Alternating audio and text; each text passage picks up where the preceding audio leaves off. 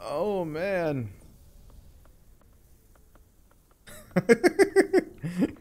He has so much fuel he sleeps in it. I have so much fuel I bathe in it. I... Yeah, there's wind too, so I don't even have to pick up this stuff. Look at the background. Unfortunately, I find the backgrounds in this game are a little low res for me. I kind of wish that mountain had a little bit more oomph to it. I sleep with the danger barrels now, I guess. The danger barrels and danger barrels. It's a problem. Maybe I should start using the fuel. Lies! Hoard shit until you need it. If you don't need it, use wind power. Oh, crap. Turns out standing next to the sails just kind of turns it off. Alright.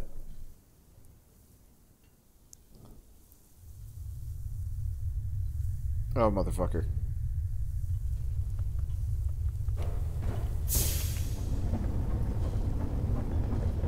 Never mind. Full speed ahead and then some. This is why I was told to look at the backgrounds.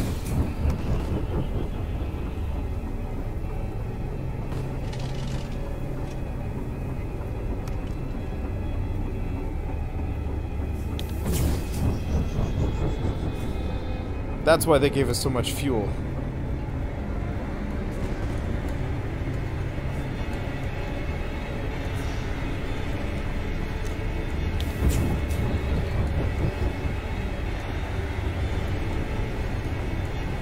Oh, frame rate. Oh, frame rate. Maybe it wasn't Steam before, but Ash. Oh. Oh, fuck.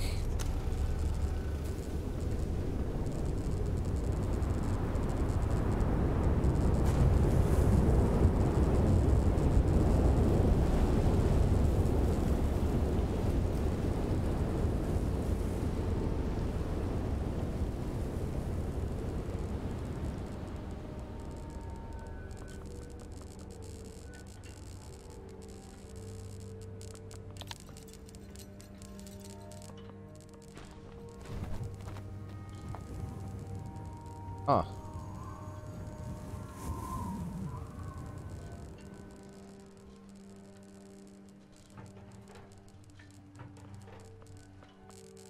Um...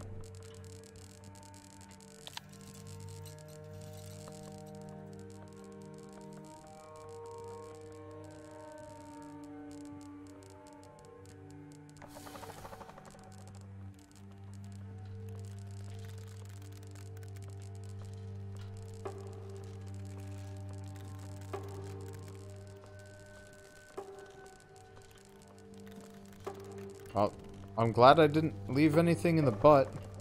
Wait, yeah, I did. Had some barrels in there. Well, I'm glad I concentrated most of my fuel supply up there. It's a balancing act. How the hell am I supposed to balance this?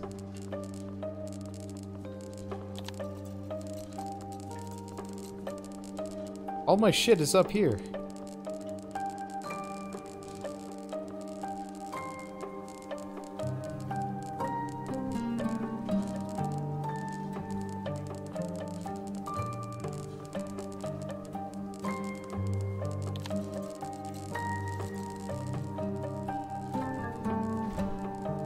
Oh, I see. The sail's kind of unfurled. I understand how this works.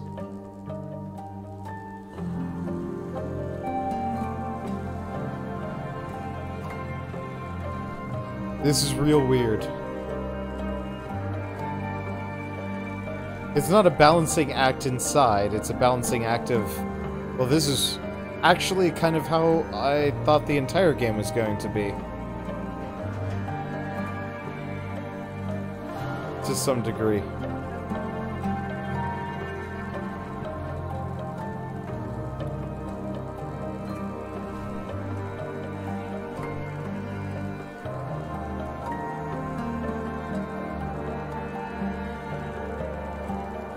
Wow.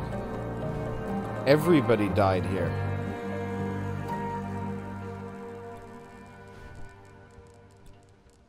You can see the background is getting worse. But we reached the sea.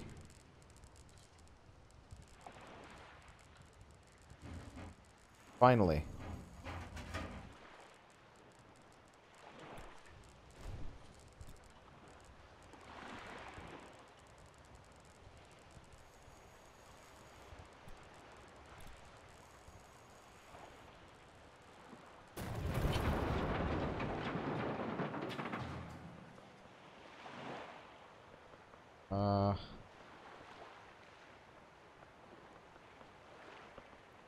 Look at all this fuel. Oh, I need it. I need this fuel for something.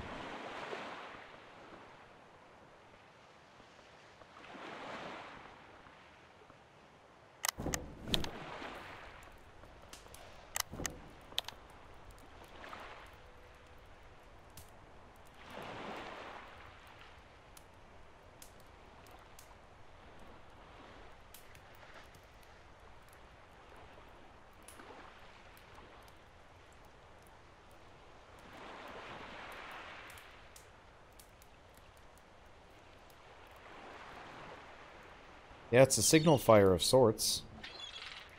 But who knows? I'm gonna hang out with the whale.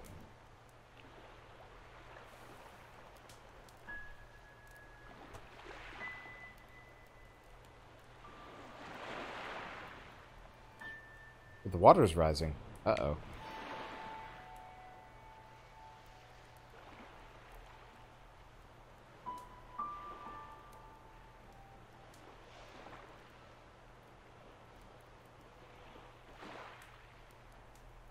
Love that background, by the way. That is beautiful.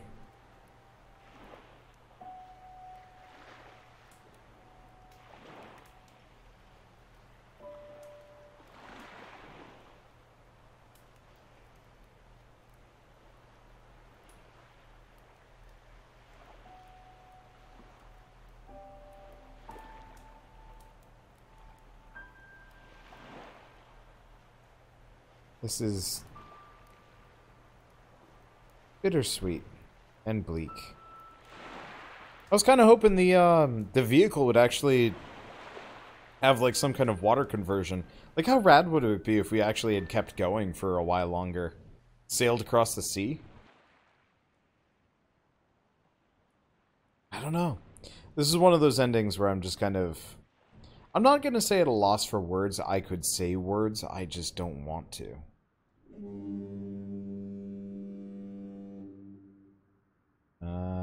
But there's the boat. Nice. Yeah, you could hear the foghorn. A piece of home. Goodbye, old friend. So we got the achievement for bringing the mailbox with. Yes! There was actually an achievement for that. Oh, man. I would love to play a straight-up sequel. That maybe isn't... I'm not sure if I'd say it would be, like, as bleak, but I'd love to play a sequel where you're going from port to port. I just want to keep experiencing that world. It had an interesting tech, and I loved the design of it all.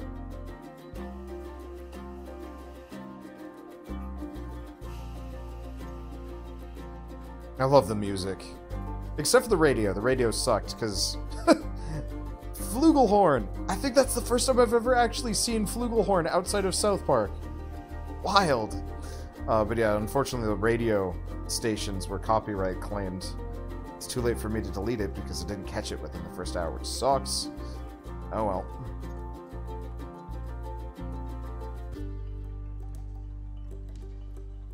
Anyway, what time is it? It's not 1 o'clock yet. I think I'll go buy the art book and the soundtrack, and we can go take a look at the art book. Because apparently the art book straight up has story stuff in it. I love this song. If you guys actually, watching this video, if any of you guys have suggestions of music that sounds like this game's soundtrack, especially this song, let me know, because this is music that I love listening to. And I would love to listen to more if people have any good suggestions. Because the only other game I can think of, kind of, that had a soundtrack like this was, Botanicula-ish.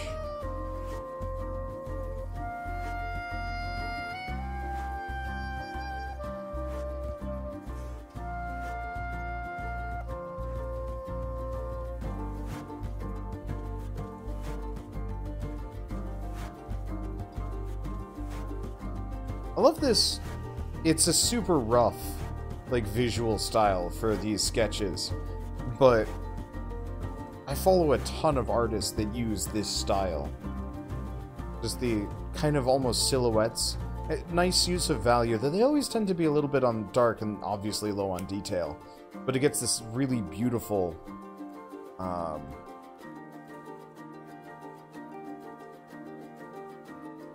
it gets this, like, really beautiful atmospheric feel across.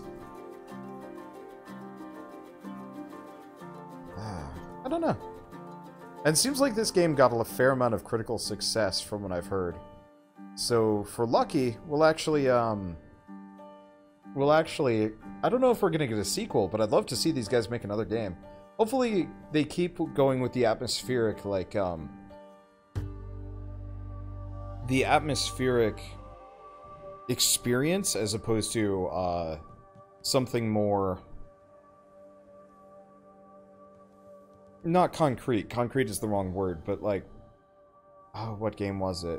I guess not exactly in the same vein, but the Dungeons & Dreadmore people decided to make some kind of weird city builder, and it just was awful. And then the studio closed down, and it was a shame. Whereas, like, the Journey people kind of sort of made Obzu. I think part of them did at the very least. And, like... I'm not saying developers should play to their strengths, but, like, I don't know. I look forward to every super giant game that ever comes out, because they all have a similar flavor. And so, yeah, I'm hoping they make another game with a similar flavor to this. In the meantime, I'm probably going to steal the shit out of the concept of this and make it into a D&D or something campaign. Because I'd love to do that. I think it works really well with a couple other ideas I had. Fortunately, I gotta finish my other campaign, but still. Thanks for playing Far Lone Sails. Hell yeah. Thanks for watching, everybody. We're not done yet.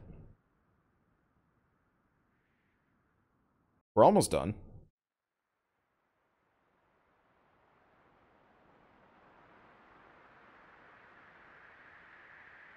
Yeah, this is a useful format. Could even make a survival game with this. I would love a survival game like this. Kind of like Raft. But, like, better. Okay, one, I want to look at this. So, yes, that was the mustache man on the left. When we were looking at when we were on the big, like, six-legged walker thing, there were two men. One on the left, one on the right. The one on the left is Lone's father, probably. And the one on the right was the one that made the walkers. Okay, let's see, store page. Kind of like Raft, but actually good. I mean, Raft isn't terrible, necessarily. I just want, how do I describe it? I want a survival game where you're going along in a vehicle. Maybe you even have to build up the vehicle and stuff like that. But you know, you really are trying to, like, you know, buy and build upgrades for this thing so you don't get caught. I don't know what you get caught by, lack of fuel or what. But, you know, it's kind of this atmospheric survival game. Not too tough, but, like, you have to explore locations to grab resources and whatnot. And, you know, stopping in locations to kind of learn more of the story and more of the world. And then with every stop, you kind of, like, build your vehicle up, so eventually you can outrun the disaster. I know there's a couple ones, like there's the Flame and the Flood, which kind of gets that, but not really. That's mostly just trying to keep yourself from dying. And I think if this was to be turned into a survival game, a survival sandbox, whatever game, survival would be the secondary aspect. Building up would be the primary one.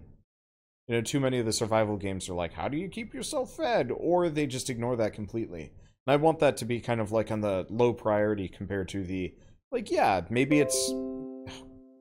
Come on, not again.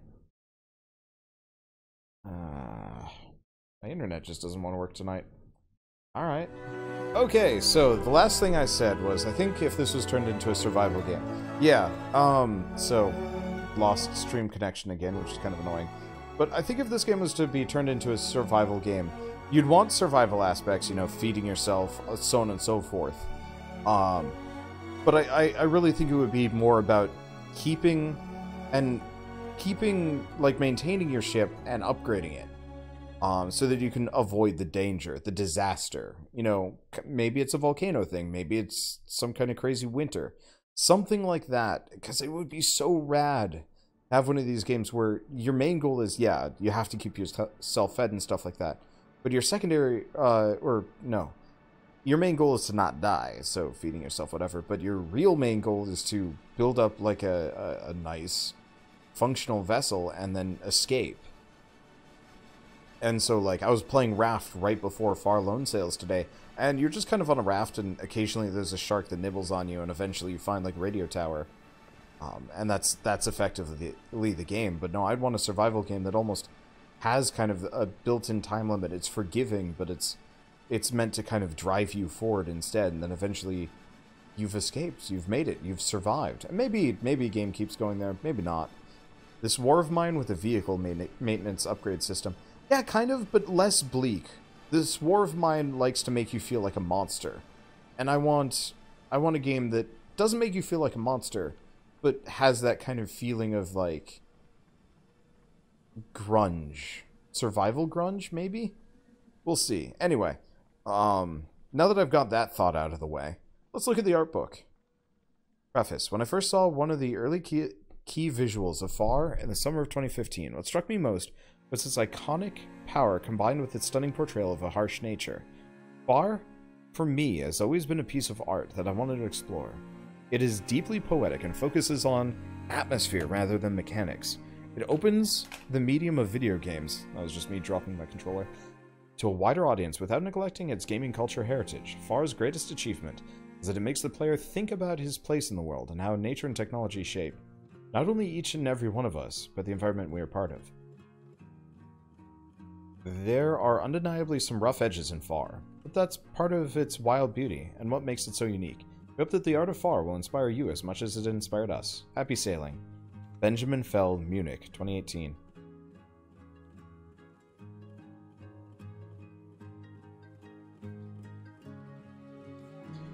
By the way, the translation of the 2D art into the actual finished product is incredible.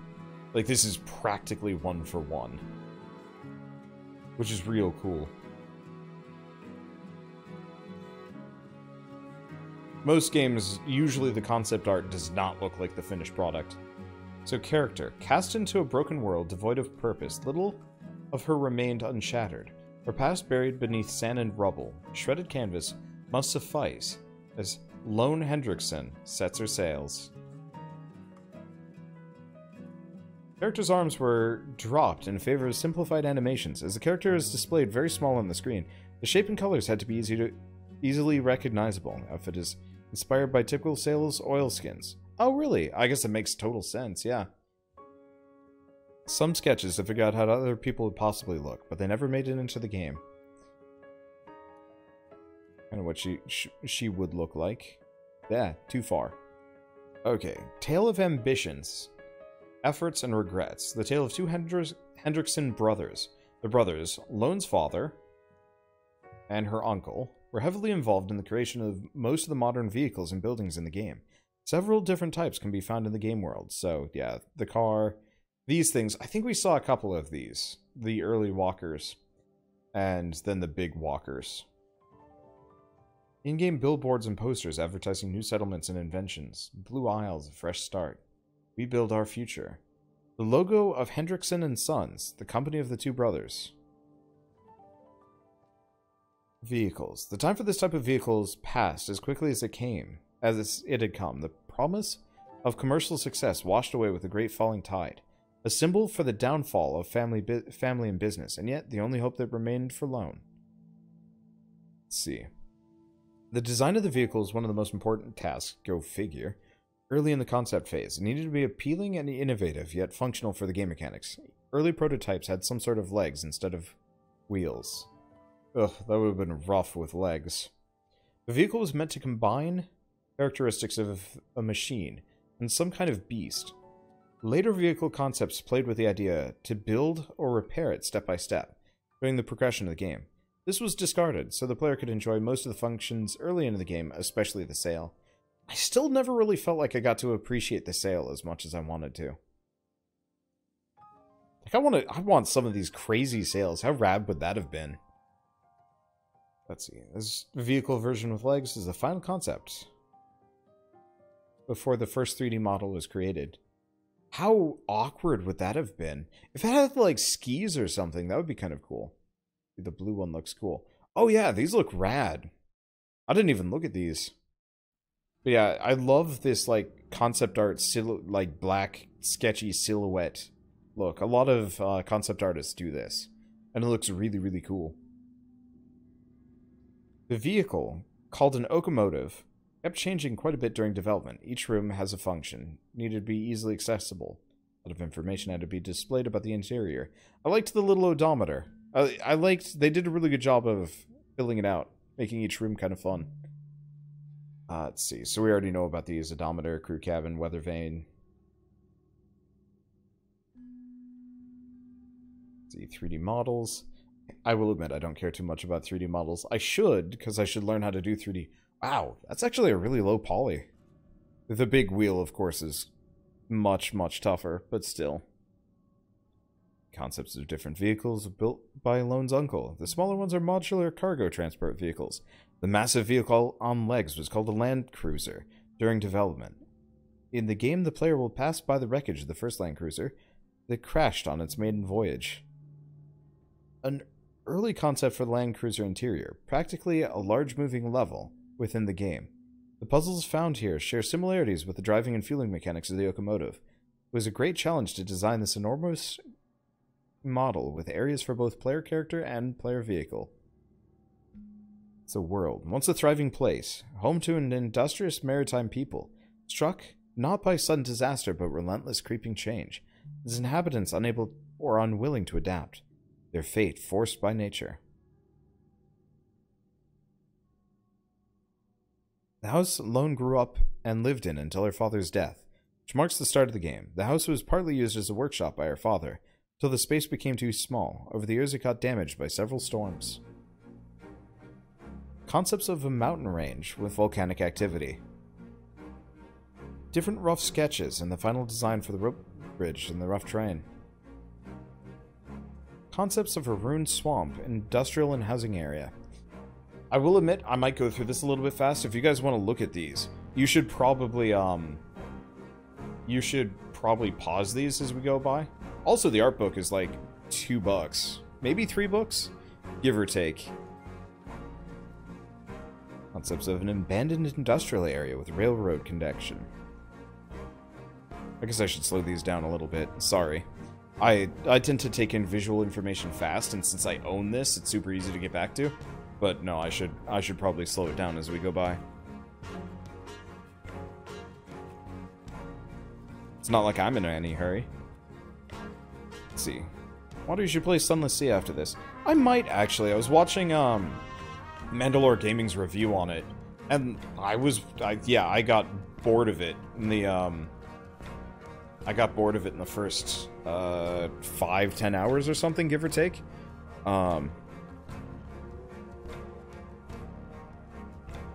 And you know, what was it, 5 or 10 hours? No, I got bored within the first hour. I think it was too much reading and not enough information, and I'd love to give it another go at some point, maybe. The problem was, it just was so much reading at the time, and it was rough. I wouldn't mind going back to it, though. Or play Sunless Skies. I don't know. Either or. Maybe I'll do that next month, because June is usually pretty empty. So buildings, so the player is able to enter, were originally conceptualized from a more distant point of view.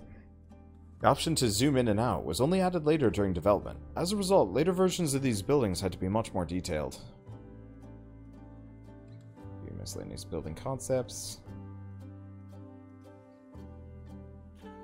Concepts were water tanks, several buildings, and the wreck of a submarine. Submarine still confuses me why it had such a giant vault door. Different rough sketches and more detailed concept for the Hendrickson and Sons facility. Or factory. And then behind the scenes.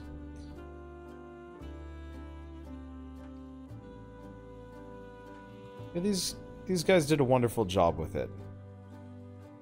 So Okomotive is an indie game studio based in Zurich, Switzerland. Founded last year. They've been working on it for a little bit before. I think possibly as students, even. Because these guys look real young. So my assumption is this was started as a college product. And then they got probably some extra funding to go. Yeah, oh yeah, these guys might actually be younger than me. That's a weird feeling. I started this when I was just started my channel when I was just out of college, and now I'm starting to get old compared to some of the people in the industry. That's weird. Anyway, this was lovely. This was absolutely lovely. I really enjoyed this experience.